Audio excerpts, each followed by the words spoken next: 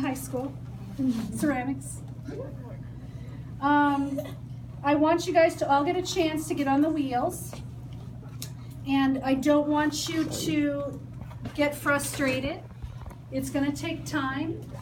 It took me a long time to get good at the wheel. I took ceramics in college. Never had it in high school, never had the option. So I went to art school. I was going to be an art teacher. I had to take clay classes. So I took one hand building class and one wheel pottery class, and I suffered in the wheel pottery class. I was a failure. The first day I went, I tried to center a ball of clay, and it took me 4 hours straight to even get it somewhat centered, somewhat. I was ready to try. I was ready to quit the class. I had clay stains on my jeans. I never thought it would wash out. Clay washes out, by the way. So what my words to you are, don't give up. If you, I am living testament. If you want to learn something badly, you practice and practice and practice until you get it. And YouTube is awesome because there's lots of great little videos on there for wheel pottery, and just get in here and practice. Some of you guys might get in here and find the wheel is not your thing and you'd rather hand build. And I get that. So I'm not going to force it on you, but I want you at least to try it while you're here. And some of you guys that really like the wheel and are good at it, I'm going to let you keep doing the wheel. So second semester could be your time to get in here every day. And I've had some kids do awesome on the wheel, and actually some kids go and they sell at the HB Street Fair, and they sell their work online, and they do lots of cool stuff. So if it's your passion and you want to do something with it, I'm all for it. Okay, so what you're going to do is you're going to take a piece of clay, and this is clay that's right out of the pug mill.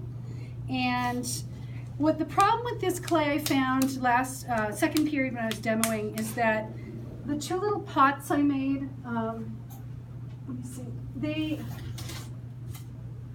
the clay started to crack in places after I opened it and shaped it, and that's because it's weak.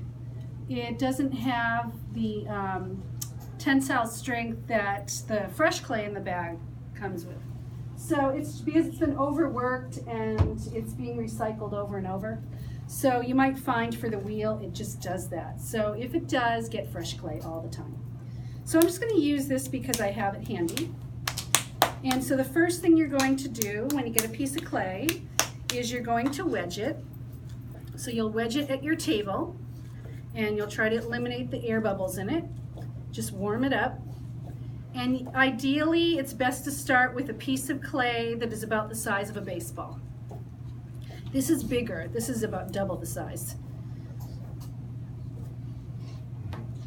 Okay, so after you wedge your clay, then you're going to shape it into a ball. It doesn't have to be a perfectly round ball, just roundish. And you're going to need some tools. So you're going to need a bucket of water, you're going to need a round sponge, and you're going to need some wooden tools, maybe like a rib to shape, a wooden knife for trimming, and a needle tool. And there's some other tools as well, but those are the basics. And so you're going to throw on a bat, and this is a plastic bat. I have some wooden ones, plastic ones. I keep some up in the cupboard here. There's some on the counter. And these are going to protect your hands from these pegs on the wheel. So one wheel doesn't have pegs. You can just throw right on that wheel the way it is. But these other ones protect your hands because it hurts. If it's spinning fast and it hits your hand, you're going to feel it. It hurts a lot. And these bats are handy. You can just take your work right off the wheel on the bat. Okay, so now you need a dry bat, and this is called a splash pan. So the splash pan is going to collect the wet clay that's spinning off the wheel. It's going to kind of keep you clean, somewhat. Some of you guys might get messy. So when you turn your wheel on the right side there's a black box. You press the button to turn it on, or the switch, and you can speed it up, and you'll see that this wheel is spinning counterclockwise. So you can change the direction of the wheel itself. There's another button with arrows on it. You push it and it'll go in the other direction. Now the reason that this is good to know is that if you are left-handed, raise your hand if you're left-handed. Nobody? Good. Wow, unbelievable. Okay, last class I had about 1/4 of the kids left-handed. So anyway, that's important to know because being a right-handed person, I learned with it spinning counterclockwise. It worked best for me. Sometimes someone will sit at the wheel and it feels really awkward, like it just feels like it's not the right direction. And so that gives you the option to try it. Okay, so now you want a dry bat and you're going to take your ball of clay and slam it down on the wheel. You want to make sure it's stuck on there. And if it doesn't land in the middle, pick it up and try it again.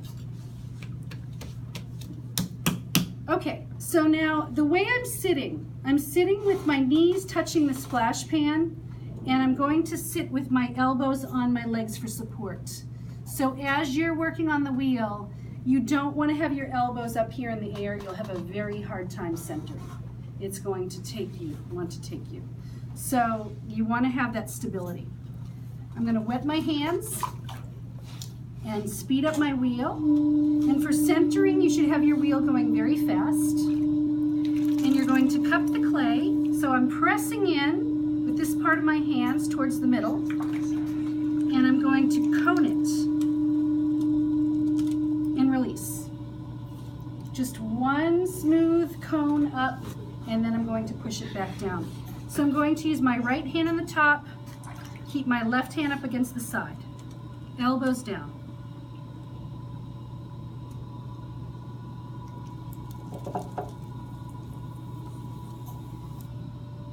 It's starting to get centered.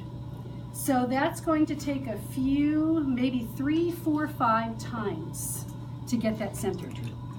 So that first class I was telling you about, imagine trying to do that for 4 hours. That's what it was like. It was such a struggle.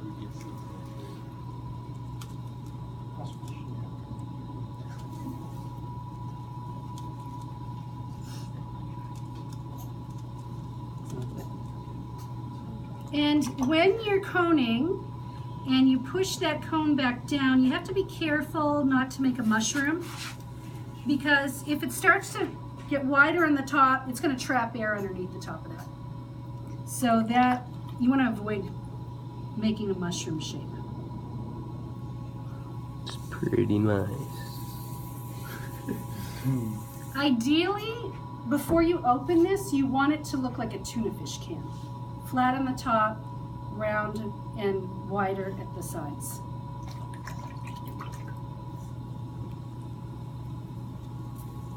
Or a hockey puck. Hockey puck. That's a better term. Kings fan here. Go Kings.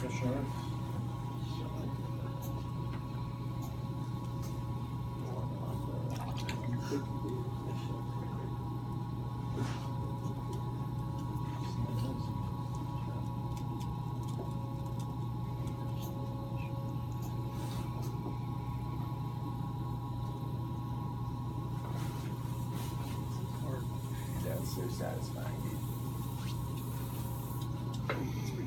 That's centered. Okay, so that, I might make this look very easy.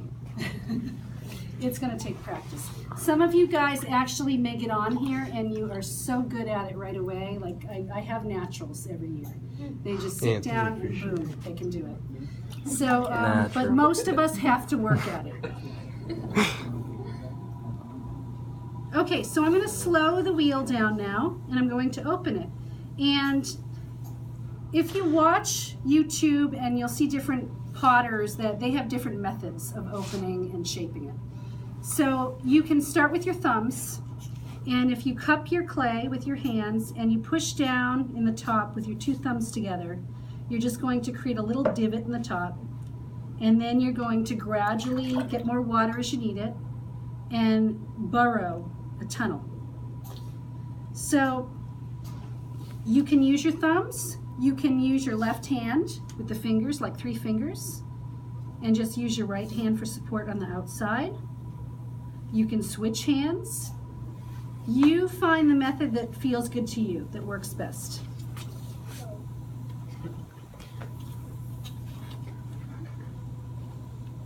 And I'm going to pull my fingers back, like in a C shape, so that I'm creating more of a chamber inside.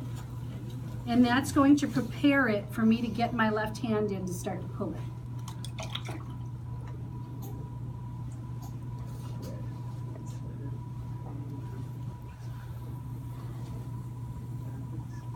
So when you create that opening inside, you want to make sure that you don't go too far down. You don't want to open up a hole in the bottom because you'll have a planter. You won't be able to use it for anything except for plants. So keep some clay there, and then I'll show you how you can check the thickness. You stop your wheel, you take your needle tool, and you poke it through and hit bottom. And then you take your finger, index finger from the other hand, and put it right up against the tool at the bottom and pull them out together. That's a little too thin. That's a 1/4 inch or so. Try to shoot for about 1/2 inch. So that's okay. I'm going to keep that just the way it is. And then seal up the hole with a sponge.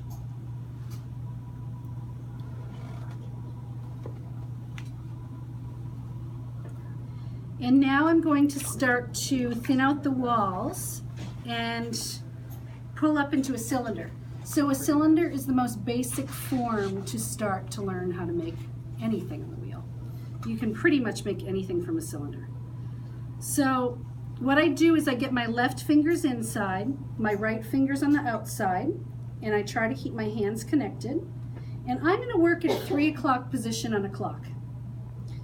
So what I do is I keep my fingers positioned just like that, and I'm going to pinch in and start to pull straight up.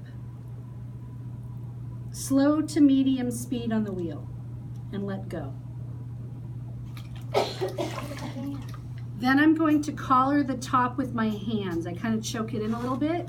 That's important because you don't want it to flare out too fast. If you're starting to pull up into a cylinder and you pull out more, you might get a point where it just collapses. It's not ready for that.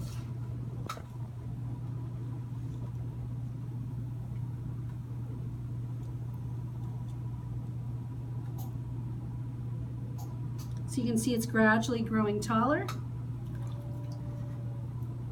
Soak up the water inside. And use your sponge at some point and move it back and forth, compress the clay. If you leave water down there or the bottom isn't compressed well enough, sometimes your piece will go in the kiln, and when it comes out there's an S crack in it. And it gets ruined, like you can't hold any water or anything in it. So make sure you compress the bottom.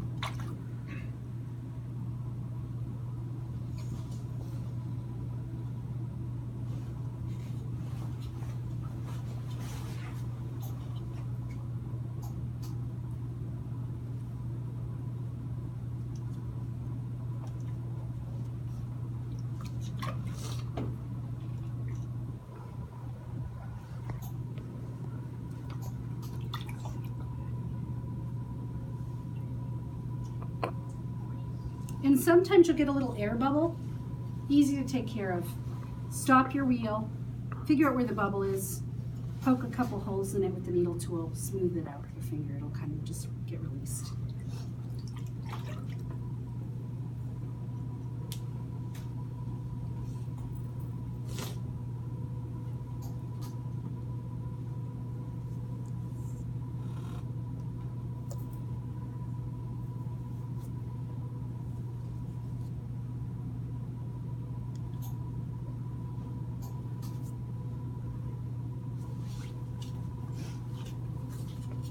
Okay, let me see how thick the bottom is.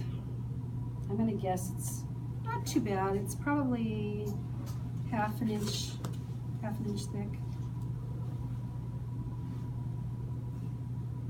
Okay, so I'm not going to pull it any taller. I'm going to show you how to shape it now. So let's say I want to make a bowl. what I'm going to do is I'm going to use a rib, and I'm going to use the curve to get inside and start